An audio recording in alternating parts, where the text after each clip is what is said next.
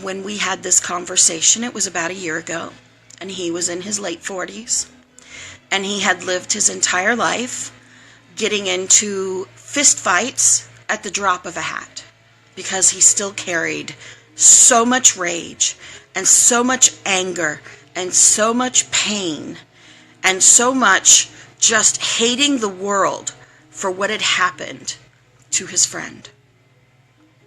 And feeling like those people were unforgivable. There was no way to forgive those people ever for what they had done. Ever. And this was the advice that I gave him. And this is the advice that I gave you, that I will give you right now. Every human on this planet is a mortal vessel housing a divine being. Every single mortal on this planet is a vessel housing a divine being. They are born pure and they are born perfect. And each one is on a journey in their life. And each one goes through experiences and pains and traumas that change them. It changes them to their core. It changes them sometimes beyond the recognition of humanity and love and mercy and compassion. It changes them to the point that they don't understand how to process the amount of pain that they carry inside of them. They don't understand how to process the amount of hurt and trauma that they themselves have been put through.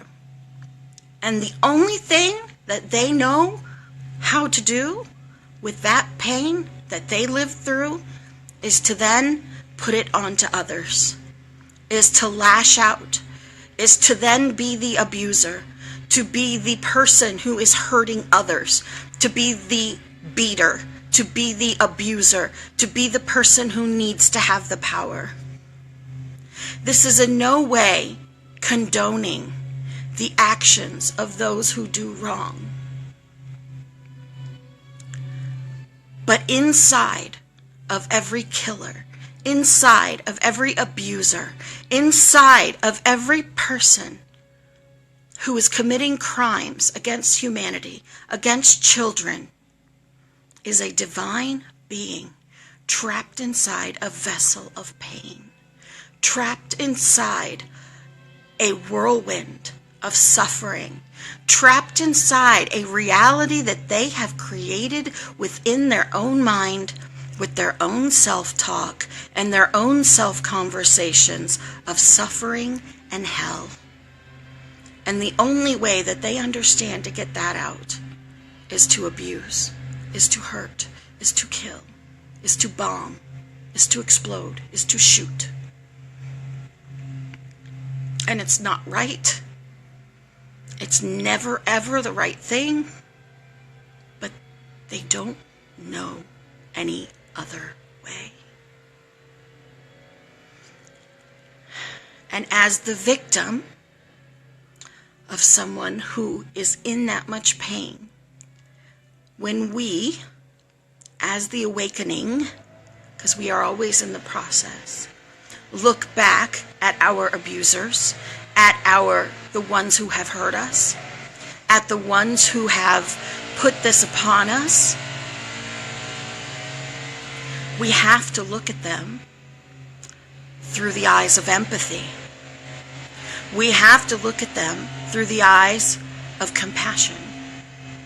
Even though they are the ones who committed these acts, even though they put this pain upon us, even though they are the ones that were in the wrong, even though they have done this, we, as the awakening, have to be the ones to extend the healing of empathy towards those who are in so much pain that the only thing that they understand is to lash out.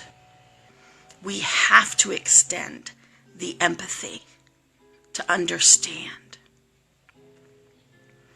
Empathy is not condoning. Empathy is not saying it's okay what they're doing. But empathy is saying, I understand that you're doing it from pain. I understand that you are wounded. I feel that you are divine and you are wounded. And for that, I offer forgiveness, that you are divine and that you are wounded and that you are doing this from your own place of hurt. Because forgiveness is not about that person. Forgiveness is about you.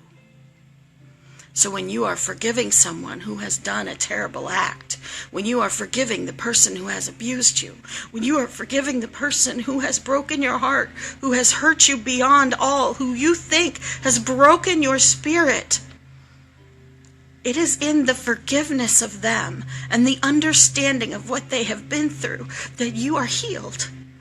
Because it's not about their healing. Their healing is a separate journey from yours. Their forgiveness is not about them. Forgiving them is never, ever, ever about them. Forgiving them is about you. It is about your journey, and it is about healing you. Because they have only broken you if you don't forgive them. They have only gotten to you if you do not forgive them.